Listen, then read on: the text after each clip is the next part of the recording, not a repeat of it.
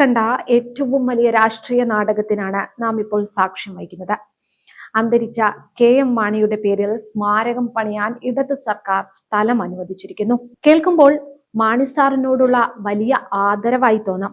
പക്ഷേ ഇതിന്റെ പിന്നിലെ ചരിത്രം അറിയുമ്പോഴാണ് CPM-ന്റെ ഇരട്ടത്താപ്പ് എത്രത്തോളം ഭീകരമാണെന്ന് നമുക്ക് മനസ്സിലാകുക.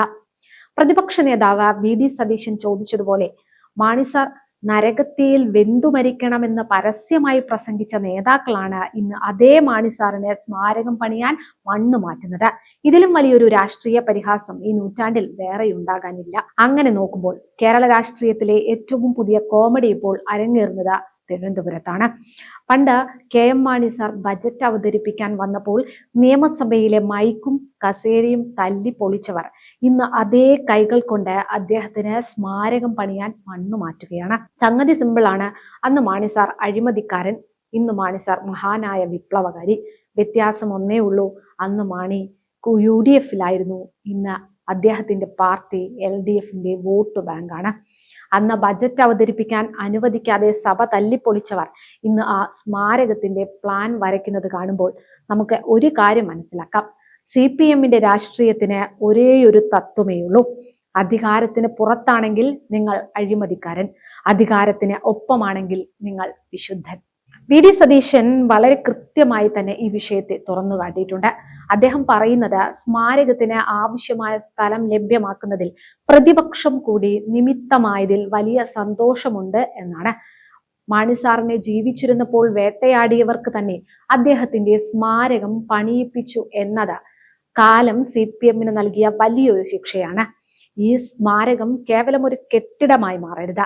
വരും തലമുറ മാണി സാറിനെ കുറിച്ച് പഠിക്കാനുള്ള ഗവേഷണ കേന്ദ്രമാകണം. അവിടെ വരുന്ന കുട്ടികൾ ഒരു കാര്യം കൂടി പഠിക്കണം: കേരളം കണ്ട മഹാനായ ഒരു നേതാവിനെ എങ്ങനെയൊക്കെയാണ് ചില രാഷ്ട്രീയ കക്ഷികൾ വേട്ടയാടിയതെന്നും ഒടുവിൽ വോട്ടിനു വേണ്ടി അവർക്ക് തന്നെ അദ്ദേഹത്തിന് മുന്നിൽ തല കുനിക്കേണ്ടി വന്നതെന്നും. ഇത് കേവലം സ്മാരകത്തോടുള്ള സ്നേഹമൊന്നുമല്ല, മറിച്ച് വരാനിരിക്കുന്ന തെരഞ്ഞെടുപ്പിൽ മധ്യ തിരുവിതാംകൂറിലെ വോട്ട് പെട്ടി ലക്ഷ്യം വെച്ചുള്ള വെറും ഗിമ്മിക്കാണ്. മാണി സാറിനെ രാഷ്ട്രീയമായി കൊലപ്പെടുത്താൻ ശ്രമിച്ചവർക്ക് ഇന്ന് അദ്ദേഹത്തിന്റെ ചിത്രം വെച്ച് വോട്ട് പിടിക്കേണ്ടി വരുന്നത് തന്നെ വലിയൊരു തിരിച്ചടിയാണ്.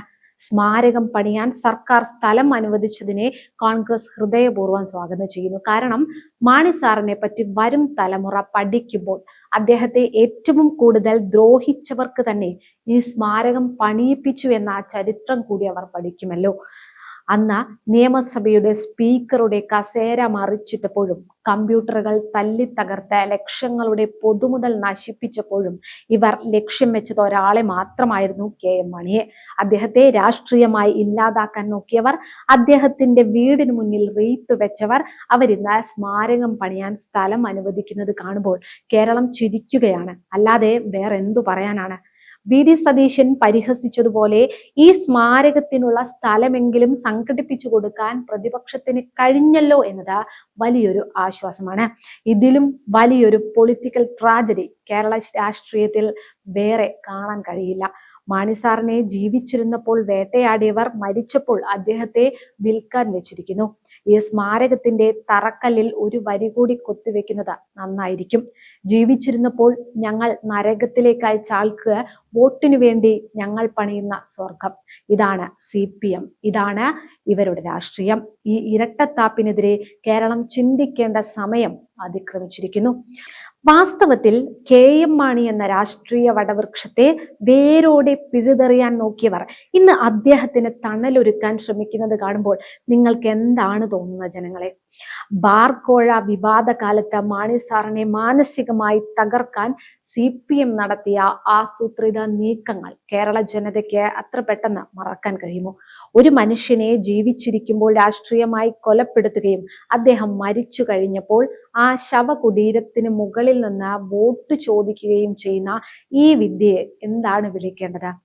മാണി സാർ ഉയർത്തിപ്പിടിച്ച രാഷ്ട്രീയ മൂല്യങ്ങളെ ചവിട്ടി മെതിച്ചവർ ഇന്ന് ആ പാരമ്പര്യത്തിന്റെ അവകാശികളാകാൻ ശ്രമിക്കുന്നത് മധ്യ തിരുവിതാംകൂറിലെ പ്രബുദ്ധരായ ജനങ്ങൾ പുച്ഛിച്ചു തള്ളില്ലേ?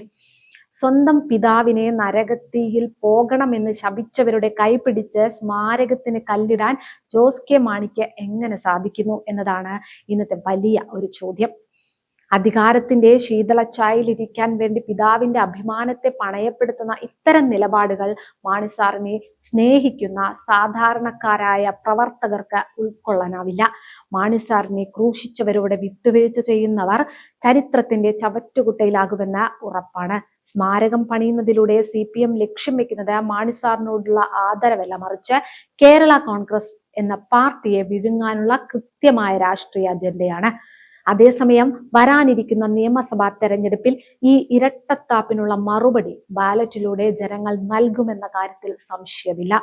ശബരിമലയിലെ ആചാരങ്ങളെ തകർക്കാൻ നോക്കിയതും മാണി സാറിനെ വേട്ടയാടിയതും ഇപ്പോൾ സ്വർണ്ണക്കൊള്ളയ്ക്ക് കുടപിടിക്കുന്നതുമെല്ലാം ഒരേ നാണയത്തിന്റെ വശങ്ങൾ തന്നെയാണ്. ഇതെല്ലാം കേരളത്തിലെ ജനങ്ങൾ കണ്ടുകൊണ്ടിരിക്കുക തന്നെയാണ്. ഇതിന് അർഹിച്ചൊരു മറുപടി തന്നെ ജനങ്ങൾ നൽകുമെന്നും ഉറപ്പാണ്. അതേസമയം കേരള കോൺഗ്രസ് UDFിലേക്ക് മടങ്ങി വരുന്ന അഭ്യൂഹങ്ങളിൽ രമേശ് ചെന്നിത്തല വ്യക്തമായ മറുപടി നൽകി കഴിഞ്ഞു. നിലവിൽ യാതൊരുവിധ ഔദ്യോഗിക ചർച്ചകളും നടന്നിട്ടില്ല.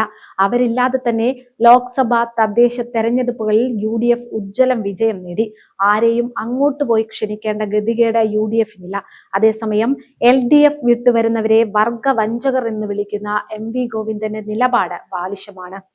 CPMൽ കമ്മ്യൂണിസം ഇല്ലാതായതിൽ പ്രതിഷേധിച്ചാണ് വയനാട്ടിൽ ഉൾപ്പെടെ ഇന്നും രാജികൾ തുടരുന്നത്. യഥാർത്ഥ കമ്മ്യൂണിസ്റ്റുകൾക്ക് ഇന്ന് ആ പാർട്ടിയിൽ തുടരാൻ കഴിയാത്ത അവസ്ഥയാണ്. അവസാനമായി ഒന്നു മാത്രം ഓർമ്മിപ്പിക്കട്ടെ, ഓർമ്മകൾ മരിക്കാത്ത ഒരു ജനതയ്ക്ക് മുന്നിൽ ഇത്തരം രാഷ്ട്രീയ നാടകങ്ങൾ അധികകാലം വിലപ്പോകില്ല. KM മാണി എന്ന രാഷ്ട്രീയ ഇതിഹാസത്തെ ജീവിച്ചിരുന്നപ്പോൾ നരകത്തിയിലേക്ക് ശപിച്ചവർ ഇന്ന് അദ്ദേഹത്തിന് സ്വർഗം പണിയാൻ ഇറങ്ങുന്നത് സ്നേഹം കൊണ്ടല്ല എന്ന് ജനങ്ങൾക്കറിയാം, മറിച്ച് വരാനിരിക്കുന്ന തെരഞ്ഞെടുപ്പിലെ വോട്ട് ബാങ്ക് ലക്ഷ്യം വെച്ചുള്ള വെറും ഗിമ്മിക്ക്.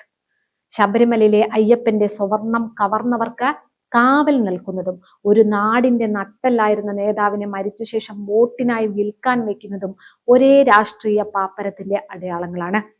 അധികാരത്തിന്റെ ശീതളച്ചായയിലിരുന്ന വിശ്വാസികളെയും സാധാരണക്കാരെയും പരിഹസിക്കുന്നവർക്ക് കാലം മറുപടി കാത്തുവെച്ചിട്ടുണ്ട്.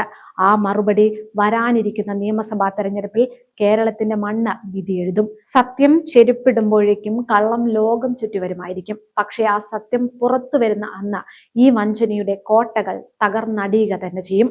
എന്നാൽ ആ രാഷ്ട്രീയ ശുദ്ധീകരണത്തിന്റെ സമയം അതിക്രമിച്ചിരിക്കുന്നു. ചതിയുടെയും അഴിമതിയുടെയും ഈ ഇരുണ്ട കാലത്തിന് അന്ത്യം കുറിക്കാൻ സത്യത്തിന്റെയും നീതിയുടെയും പുലരിയിലേക്ക് കേരളം ചുവടുവെക്കുന്ന ആ നിമിഷം വിദൂരമല്ല. നീതിക്ക് വേണ്ടി കേരളത്തിന്റെ മണ്ണ് ബാലറ്റിലൂടെ മറുപടി നൽകുന്ന ആ ചരിത്ര വിധിക്കായി നമുക്ക് കാത്തിരിക്കാം.